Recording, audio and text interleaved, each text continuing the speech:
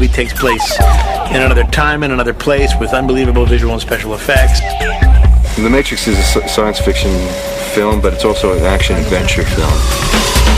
You see things that are fantastic. And you say, well, wait a second, that's impossible. Freeze it. When they explained to me the kind of movie that they were trying to make, I got really fired up about it, because nobody's made this kind of movie before. Synthesizing evolution, acting in the construct, giving flesh to a cartoon, soul to a machine. The movie takes place somewhere in the distant future. It is a time when computers rule the world. You have a world of people who believe they're real, but actually they're not. They're living inside a computer program, and there are a number of other people within that who are trying to liberate those people from their captivities. It's about the idea we take everything for granted. And other times it feels like it's about hope and love and belief. It's about robots versus kung fu. And there's some crazy action.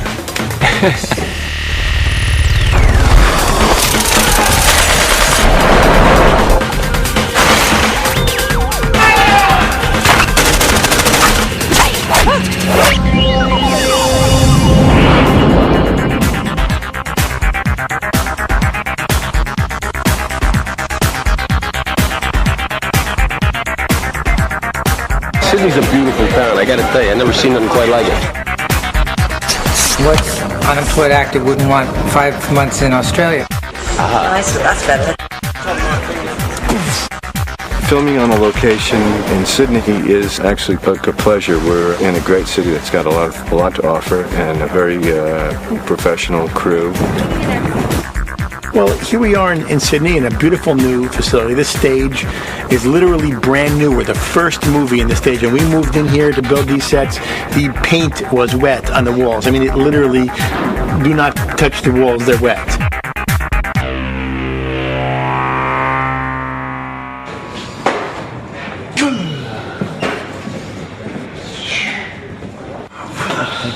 Powder all backlit.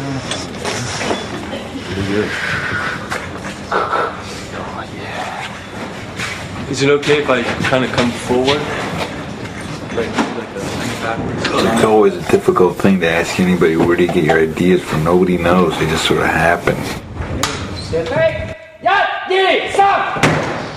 A friend of ours asked us to come up with a concept for a comic book. We like kung fu movies. We like Japanimation. We like, John Woo movies. And books that are, science fiction that is about the sort of nature of reality. You've been living in a dream world, Neo. This is the world as it exists today. What's interesting about the whole idea of cyberpunk is that it's a great way to create a sense of alienation and disconnection and alternate worlds, being caught in sort of these quasi-dream, quasi-conscious states. Or do you want me up like this? That's the one. That's the look. I first met Larry and Andy when I read Assassin, and it really was an incredible script. It was a very dark, edgy piece of material, and I really was impressed with that style. And they showed me this animated Japanese cartoon, and they said, we want to do that for real. And and that was an incredible idea to me. I mean, to actually see that animation come to life, and believe me, essentially it has.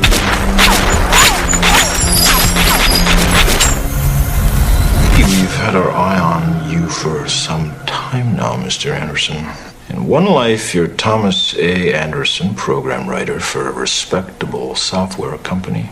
The other life is lived in computers, where you go by the hacker alias Neo and are guilty of virtually every computer crime we have a law for. I play a man named Thomas Anderson who's looking for a man named Morpheus who's played by Laurence Fishburne. I'm searching for the answer to a question. The question is, what is the Matrix? my character feels that the answer to this question will somehow make sense of his life. At last. My character is called Morpheus. And Morpheus is a person who lives in the real world. And he's the leader of this band of people looking for the one. You felt it your entire life.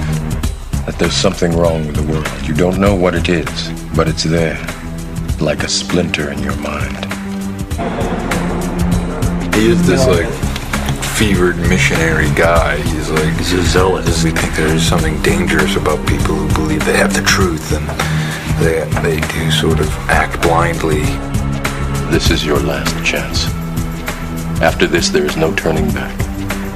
You take the blue pill. The story ends.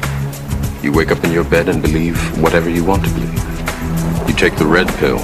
You stay in Wonderland. And I show you how deep the rabbit hole goes. There's a couple references to Alice in Wonderland in the movie. I think that is a brilliant book. She comes into this world and there are all this craziness, and people just give her things and say, eat this, drink this, and everything affects her and changes her, and nothing makes sense, nothing's logical. It's the way you have to do it, and we tried to do that with the beginning of the film.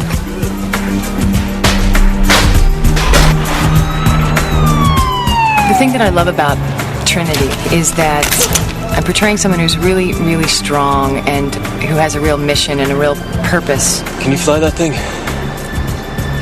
Not yet. Operator. Tank, I need a pilot program for a B-212 helicopter. She's a warrior, yet I don't think that she's lost being a woman. Sonnet. Oh, shit.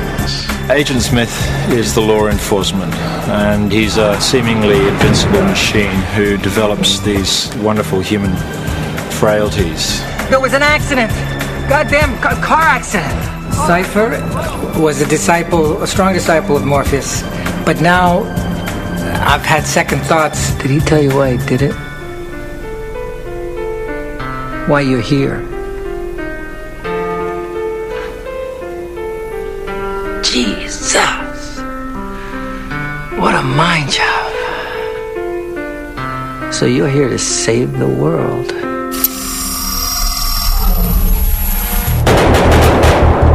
You go from the 150 to... Speaking about Larry and Andy together as a pair, as a team of writers, I liken them to the Brothers Grimm. I have to imagine that that's what the Brothers Grimm were like. Oh, God! Somebody's going to be here. They work very well together. They've got a wonderful sense of humor. So you do get a dialogue happening that is normally just within the one director's head. So it's normally one director talking to themselves, working out a problem, and then expressing their solution to that problem. Whereas with Larry and Andy, you'll see the dialogue going on. Just like real guys, and there's none of that kind of Hollywood thing is not evident at all. You know, they're from Chicago, you know. They wear shorts, they wear baseball hats, they watch basketball games, they love movies, they they get so excited. There's nothing greater than doing a scene for them and for them to get excited. One day, I will no longer just be a computer nerd. I will be a superhero. They seek and search for clarity. They're very thoughtful, and yet they're very. They have a wonderful sense of humor.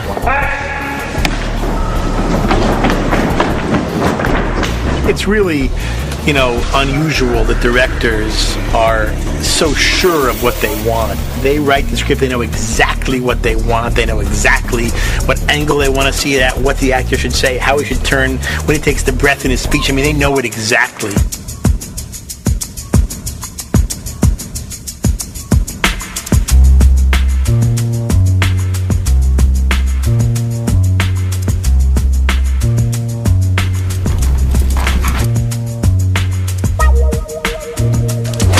The brothers had storyboards of fight sequences that they wanted to see, certain, punches and kicks and flips that they wanted to see. I see some of the framing of, Frank Miller. There's some Japanese angles and perspectives in it. Dodge this. They worked with people that they knew from the comic book world and designed these fantastic things. We went into first Warner Brothers story meeting and they said, okay, now we know we've bought something cool. We don't know what it is. Could you just take us through it once? They helped translate the movie for us. Nobody really understood the level of the action that we wanted in the action sequences, and then when we'd show the storyboards, people would go, oh, geez. The scale you can pull off in comics is just always fantastic. You can freeze a moment and make an image that sort of sustains. There's some action I think you can do a lot better in comics. There's some things that work better in film. Kung Fu is great on film. Now, I'm supposed to start with these operation programs first. That's Major Butter and Shed. Let's do something a little more fun. How about combat training? Jiu-jitsu. I'm going to learn jiu-jitsu.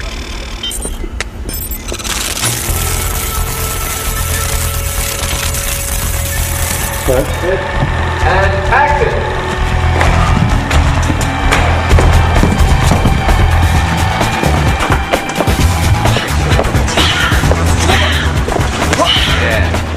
Too close. Or just throw your chest out.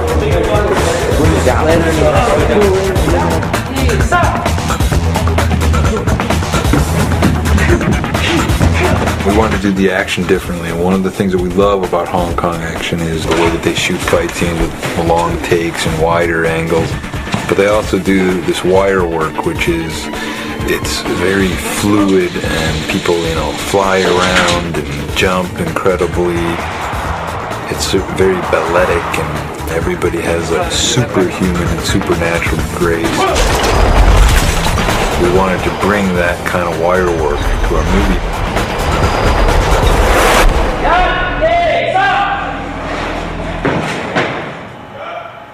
You don't have to go up so high like you're reaching for.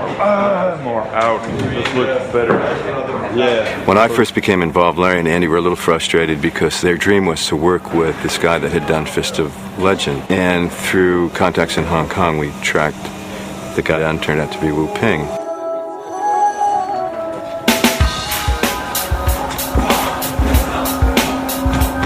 Wu Ping rocks. He's one of the best. We love his movies. We've been watching them for years. I think it's a good for Laurence.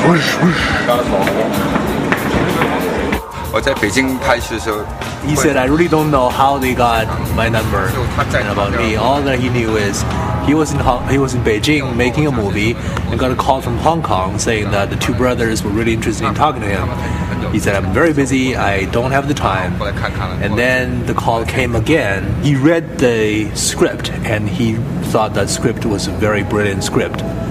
So he decided that he should do it. One of the incredible experiences on this movie, and unlike any other movie I've done, is that our four leads spent 3 or 4 months training with Wu Ping and his Hong Kong stunt team.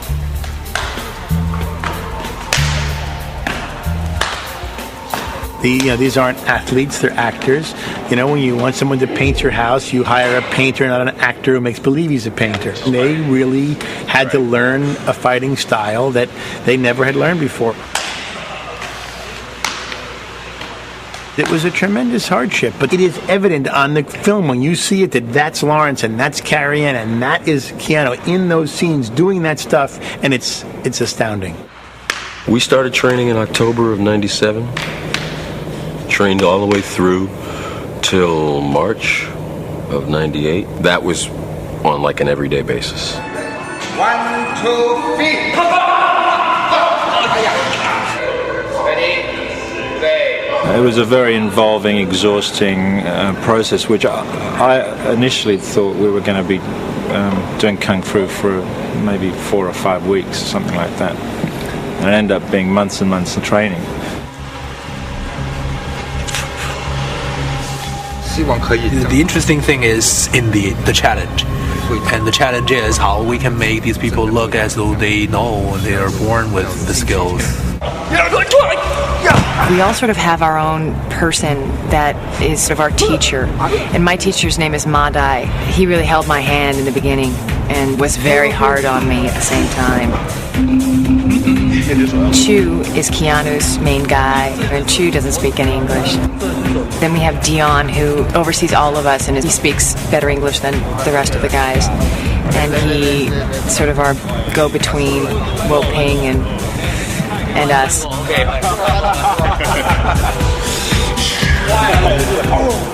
We've had various movie kung fu dojos in Los Angeles and in Australia, and at lunch we'd sit there with our legs, trying to open the rusty gates and stretch and watch kung fu movies and see what was good and bad.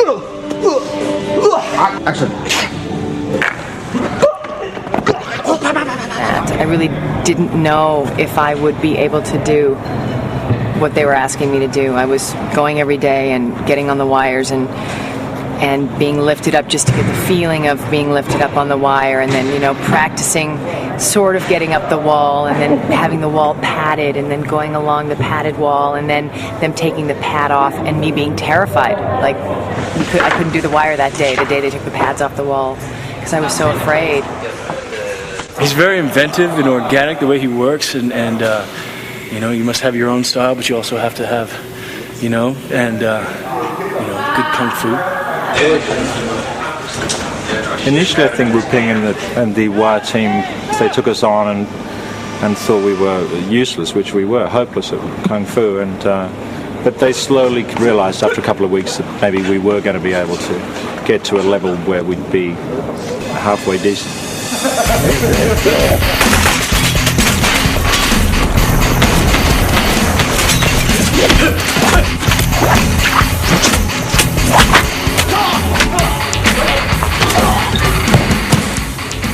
It was really intense, but it was a lot of fun.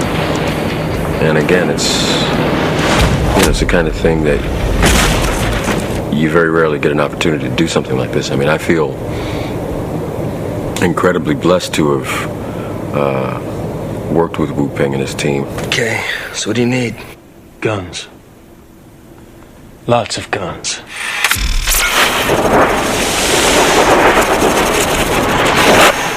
Pass out to everybody a rubber handgun, just so when I go over the nomenclature and what the weapons parts are, you guys understand what they are. You can physically have something. And these are 100% safe. Turn! Kill! Everybody pick up your weapon and hold it with 2 hands and put it out in front of you. Almost everybody has a great position. He tried to, not do guns the way they're always done. Just a couple rounds. Now the gun's supposed to be at each other's. What are we doing? Directors! Yes! Okay.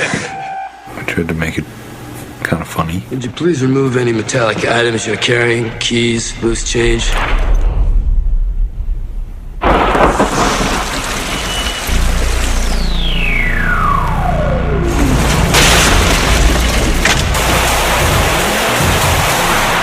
The sets on the picture all originated from the visual design of the film that Larry and Andy achieved in storyboarding the film.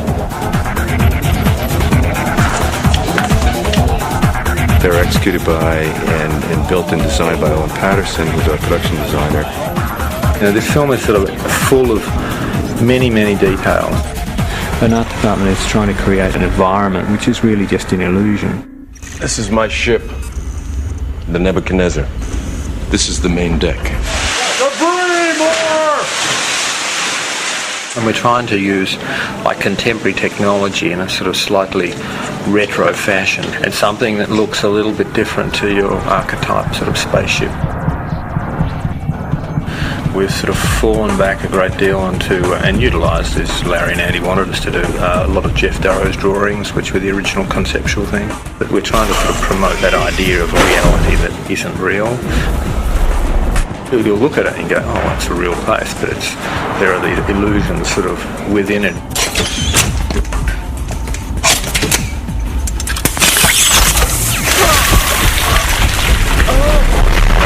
I think there's some of the most beautiful and spectacular stunt stuff I've ever been involved with.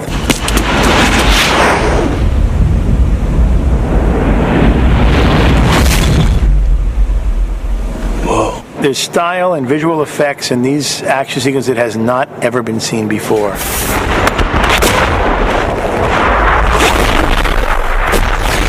Bullet time. Registered trademark. Enter the Gata. The Gata Force. Let's get the wind cue right. Yeah. Nobody's around. He's around. So you might want to spin around and face the subject at hand. In this particular rig, there are 120 cameras and 2 motion picture cameras set up. Bullet time is something that was conceived for The Matrix specifically. But I think it's the byproduct of the directors observing technology, and then they ask the right question at the right time. That's the money cam at the end, that last one where the bullet is basically going to come over your head. I could shoot the same exact stunt several times over. I can also do things like I can go forwards in time, but then I could also choose to stop the camera abruptly, start moving backwards against itself while the action continues to move forward. I can create a 3-dimensional construction of the object. Everything begins with a simulation, and all the math for how to shoot it works backwards from there.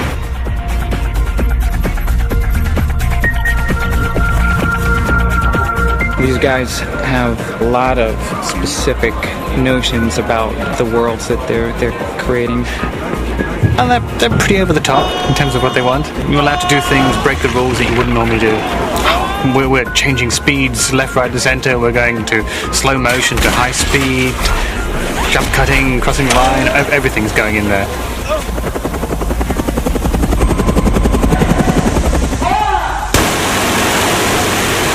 To achieve what seems like a fairly simple thing to do, to fly a helicopter down the front of the building, shoot a window out and rescue someone by jumping out the window, it seems, as we'll see it in the film, a seamless object.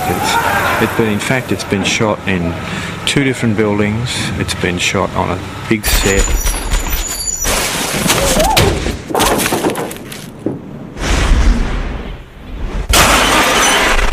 Figure out how to make that scene work. We wanted the glass to explode in sort of an ever-expanding circle, and to actually figure out how to make the glass do that, what glass to use. It probably took 3 months of heavy-duty research.